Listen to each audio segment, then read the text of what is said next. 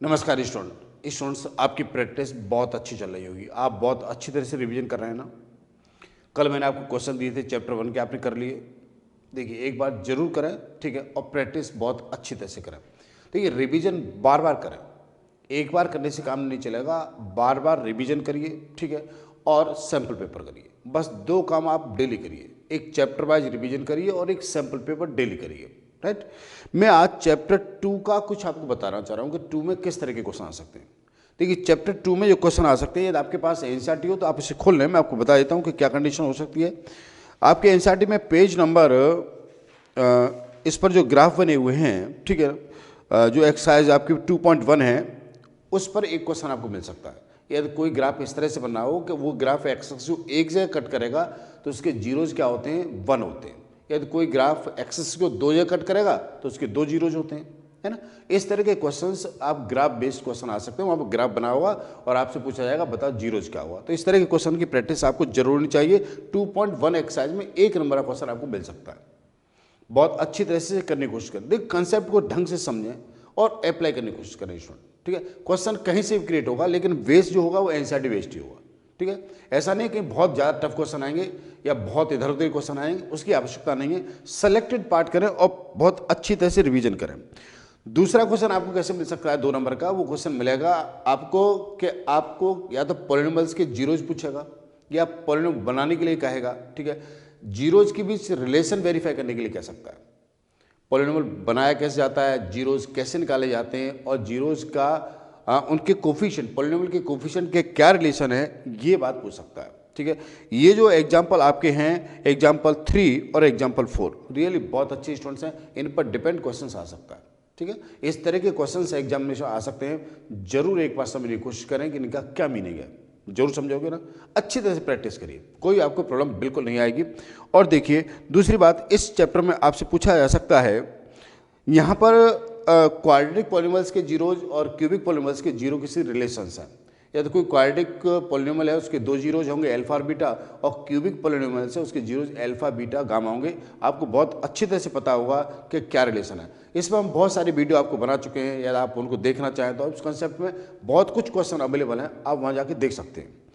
दूसरी बात है, एक बात और मैं आपको बताऊँ कि एक्सरसाइज 2.2 में एग्जाम्पल्स आप कर लेंगे तो मैं समझता हूँ आपके सारे क्वेश्चन हो जाएंगे और आप अच्छी तरह प्रैक्टिस कर सकते हो, ठीक है।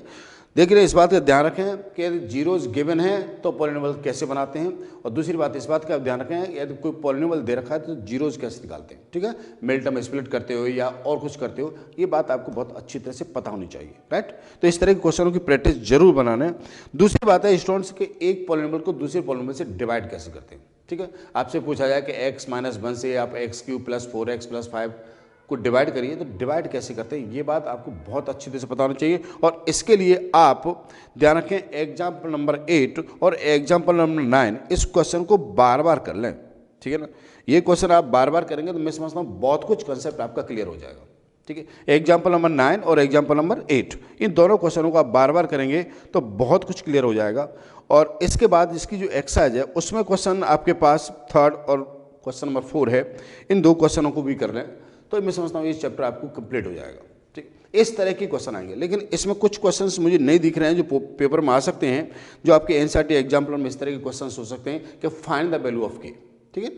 फाइंड द वैल्यू ऑफ के, जब जीरोज इक्वल हैं, ठीक है, एज कंडीशन जीरोज का ये रिलेशन है, वो के की वैल्यू पूछता है। यदि उसका एक जीरोज 2 है तो वहाँ पर के कोई नंबर दे देता है पॉलिनोमियल्स में, पूछता है के की वैल्यू बताइए। इस तरह के क्वेश्चन भी आपके एग्जाम में आ सकते हैं। उनके प्रैक्टिस करने के लिए मैंने सैम्पल पेपर में इस तरह के बहुत सारे क्वेश्चन दे रखे हैं आपको, चाहो तो आप वहाँ जाके उनको देख सकते हो। सैम्पल पेपर का लिंक नीचे अवेलेबल है, वहाँ पर आप जाके देख सकते हो, या आपके पास कोई भी सैम्पल पेपर हो शायद उसमें उस तरह के क्वेश्चन होंगे, ठीक है, कि फाइंड द वैल्यू ऑफ के। इस तरह के क्वेश्चन भी पॉलिनोमियल चैप्टर में आ सकते हैं। स्टूडेंट, मेरा ये सजेशन है आपको कि आप चैप्टर वाइज प्रॉपर तरीके से रिवीजन करें, बहुत अच्छी तरह से रिवीजन करें और डेली सैम्पल पेपर लगाएं, ठीक है।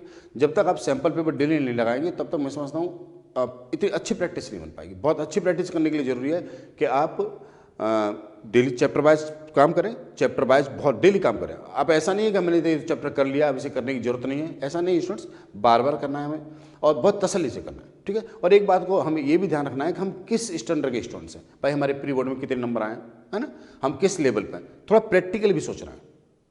प्रैक्टिकल भी सोचें भाई मेरे अभी मैं कितने नंबर ला पा रहा हूँ, उससे मैं आगे कैसे बढ़ूंगा, ठीक है। जबरदस्ती ऐसा ना सोचें कि मेरे अभी तो बहुत कम नंबर आ रहा है, मैं एकदम सोचूंगा 95 आ जाएंगे, ऐसा नहीं हो सकता है ना। बहुत अच्छी तरह से काम करोगे तो 95 भी आ जाएंगे, कोई बहुत बड़ी प्रॉब्लम से नहीं है। 95% से ऊपर भी नंबर आपको बोर्ड में आ सकते हैं, कोई बहुत बड़ी प्रॉब्लम बात नहीं बनेगी। लेकिन बात ये बनेगी जब आप प्रैक्टिकली सोचोगे। आप सोच लें कि आपने चैप्टर 1 अच्छी तरह आता है नहीं आता, चैप्टर 1 अच्छी तरह आ गया तो अब चैप्टर 2 को देखें। भाई चैप्टर 2 में किस तरह की क्वेश्चन है, वो सारे मैंने आपको बता दिए। ये जो क्वेश्चन मैंने अभी बताया उन क्वेश्चनों को बार बार प्रैक्टिस करें, और सैम्पल पेपर मैंने दे रखे हैं आपको, उन सैम्पल पेपरों को सॉल्व करने की कोशिश करें। उनके हैंड रिटन जो सॉल्यूशन है उनमें देखेंगे बोर्ड में कैसे लिखा जाएगा, उसके वीडियो फॉर्मेट में आप सॉल्यूशन देख लें, जो भी आपको अच्छा लगता है, ठीक है। जरूर करें स्टूडेंट। और दूसरी बात है कि अपने स्वास्थ्य का ध्यान रखें, ठीक है ना। विशेष तौर से आराम से थोड़ा सा 1 आध घंटे खेलें भी, और अपने स्वास्थ्य का ध्यान रखें और खुश रहें। सबसे बड़ी बात है खुश रहना बहुत जरूरी है। टेंशन फ्री होकर काम करेंगे तो बहुत अच्छा काम हो जाएगा, और टेंशन लेके काम करोगे, घबराओगे, परेशान होगे तो कोई आवश्यकता नहीं है उस बात की, ठीक है ना। अपना ध्यान रखिए और मस्त रहिए। Thank you very much, thank you.